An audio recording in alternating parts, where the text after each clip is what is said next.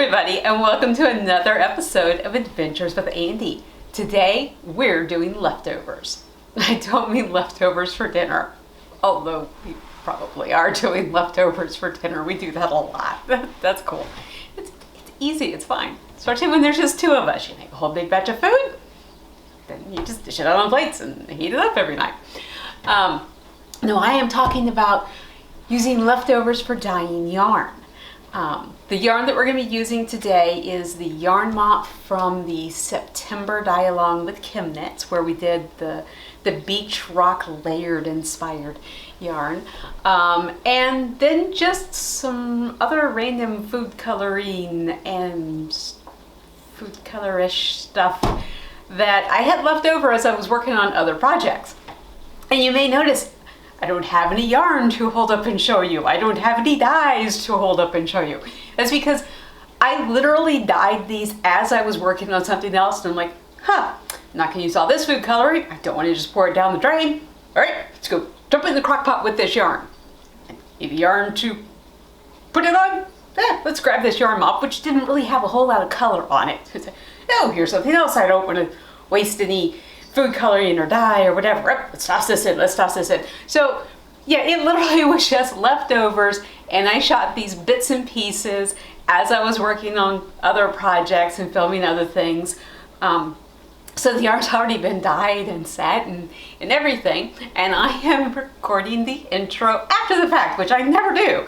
Feels a little weird, I'm not really sure what to say. But since I did it that way, I really didn't do much talking while I was actually dyeing it. It was literally just run over, dump the dye, run back to what I was actually working on so things didn't, melt down, go badly, go pear-shaped. Yeah, there's a phrase. So things didn't go pear-shaped. Sounds kind of posh. But so I thought, rather than me do a voiceover, it might be fun to have Chad come back and do the voiceover for us again. You might remember he did that for us on another yarn mop, and that was pretty epic. I never know what he's gonna do, but he always makes me laugh. So, without further ado, I am going to turn this over to Chad, and he can tell you how I dyed this yarn. Thanks for the intro, Andy. We'll take it from here. That's right, I said we'll take it from here. Joining me in the booth for this episode are 4 very special guests. We have 3 6-week-old kittens. Anthony. Say hi, Anthony. Okay. Katie. Right there. Katie, say hi. Okay. Sniff the door, Katie, instead. Oh, there you go. Say hi, Katie. And Lucretia, who's a little active right now, but hopefully she'll calm down in time for the show. And their beautiful mom, Adelaide. All 4 of these foster kittens are staying with us until they find permanent, loving homes. But being kittens, as you can see with Lucretia here, they are very inquisitive, so they have a lot of questions about yarn dyeing. Let's hope we can answer some of them as we go through this episode of Adventures with Andy. So what Andy's doing is she's adding some leftover food coloring from where we tried to make some black food coloring for Peeps, and it did not go as expected. Yes, Anthony. Peeps are candy. You can't have any, but they look like little chickens. But what happened is we put the black dye in there, and it just spread all over the Peeps, so it looked kind of nasty. But now she's adding some leftover dye from when she did the yarn dyeing for the 2020 September Dye Along. Dye along is where you dye along with other people and make it a group effort. She's adding some vinegar. Yes, Lucretia, it looks like water, but you can't drink it. Nope. No, don't drink it. You might, pucker up a little bit. Nope, no, Adelaide, that's not involved in that process. That right there, nope, Adelaide, that is not what that is. We'll just keep rolling on here. That's the yarn. Yep. So, what are you thinking, Katie? Yeah? You glad she doesn't pick you up with the tongs? Yeah, that could be uncomfortable, I can imagine. Oh, and yes, Katie, yarn is not a toy. So you shouldn't play with it. It's just something that Andy knits things with to make outfits. If you want her to make you little outfits, maybe she'll make you little hats or sweaters. And here she is washing the yarn, guys. No, Anthony.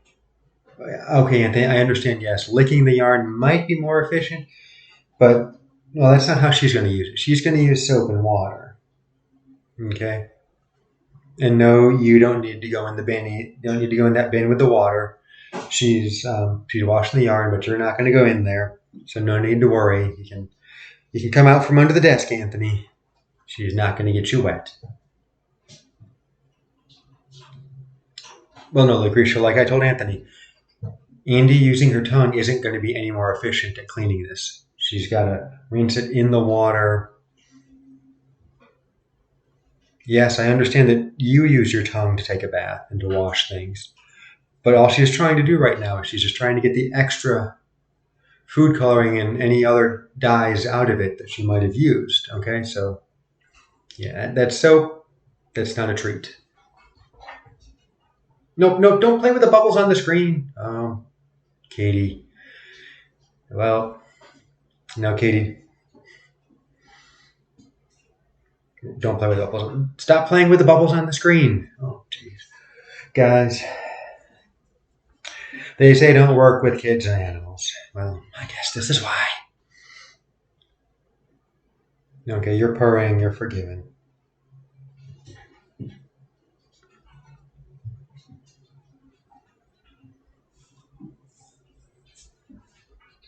Nope, don't worry. The yarn doesn't need to breathe under the water. It's okay. So yeah, she's just gonna take it out now. She's gonna give it a squeeze like that. Just a little hug to dry it out. Yep, don't worry, Anthony. The yarn will be okay. So do you guys maybe want to see a magic trick later? Maybe Andy will show you a magic trick. Yes, I know it's kind of weird that she likes to play in the water like that. You guys don't like water. Yeah.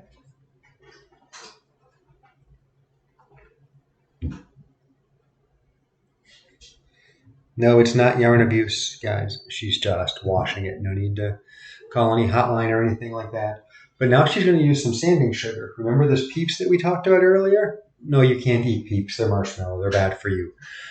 But now she's going to take some sanding sugar that we have left over because we made a lot of it in, well, I accidentally made the wrong color. I wanted to make a light green, and it came out very, very dark green because I put way too much food coloring in there. So we're going to put some sanding sugar on there, and that'll dye it.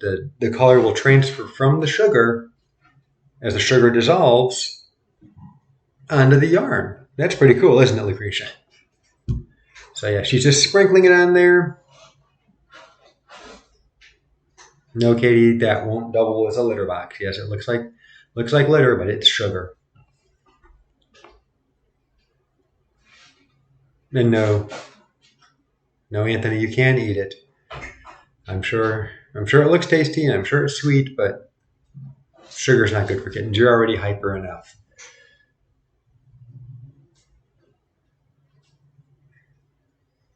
I think Adelaide is enjoying the brief respite while I entertain the kittens, and she gets a chance to take a snack, eating some crunchy food over there, which you might be hearing in the background.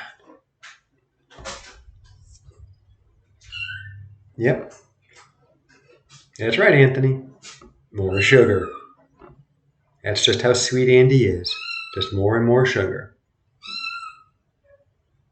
Yep. Oh.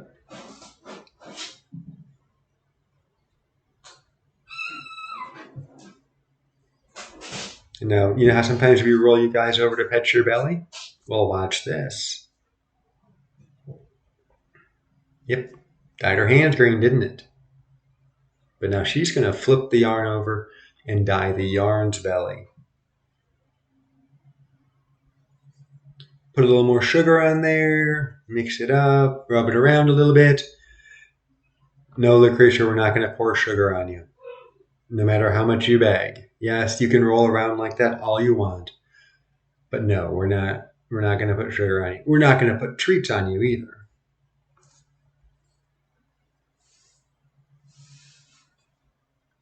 Kittens. What are you going to do?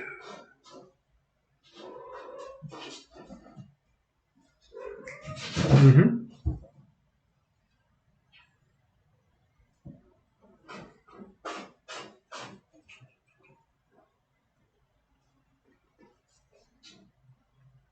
You guys getting ready for the magic trick? So do you think she can take this yarn that she has worked so hard to color, and do you think she can make it complete, put it in a jar, and then make it come back completely clean? No dye on it whatsoever. It looked like a brand new skein. Do you think she can do that, Katie? You seem doubtful. Have some faith in Andy. Come on, guys. Yeah, I think she can do it. Let's see. If she puts it in a jar next, then maybe she'll perform her magic trick for you. Sit still and behave, and we'll see what happens. Wait for it. Yep. It's in a jar now, and maybe if I snap my fingers, it'll turn white. Ready? 1, 2, 3, snap. Okay, 1, 2, 3, snap. Oh, look, there it is. It is completely white. How did she do that? And now she's rubbing it in more green. Well, she worked so hard to clean it, but now it's green. Okay, Katie. Yes, you're right. That is a different skein. It's all movie magic, yes. Critics. But yes, that's a second yarn mop that she has to keep the cycle of yarn mops going from one yarn mop to another.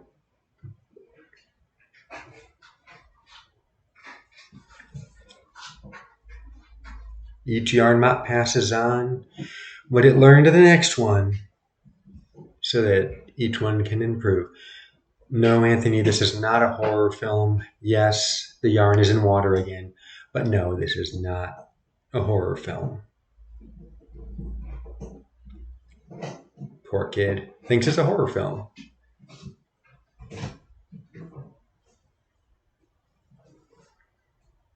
Well, I guess we will all see you next time. Who knows? It's bye from me, Adelaide, Katie, Anthony, and Lucretia. Anthony, no, it's not a horror film. You don't need to hide your eyes, kid. Are you ready to see how the yarn turned out? I've not seen it yet, so... Yeah, I haven't heard the voiceover audio that he recorded. He's not seen, well, at least not the swatch that I knitted. He has seen the yarn skein after it dried because since there are currently kittens in my office and they can't dry yarn up there, we've been drying it in our laundry room, which I'm not allowed in because that's where he's keeping my Christmas presents. Mm-hmm. And before that it was my anniversary presents, and before that it was my birthday presents, and I haven't been allowed in our laundry room in what, like 6 months? 3 or 4 months. Yeah. It's been a while. 3 or 4 months. That doesn't mean I'm not doing laundry. He washes and dries them, I fold them. Anyway, back to it. Here is our finished yarn. That turned out good. I think the green turned out really nice. You do? I think the green might be a bridge too far. You think it's too bright? I think it is. I really liked the color that this was. Let me go ahead and open it up. Thank you, Jad. I really like the color. Yes, I'm hiding the swatch in my hand. I really like the color that this was before I put the green speckles on. It was like roasted marshmallows, like toasted marshmallows is what it looked like to me, and I really liked that.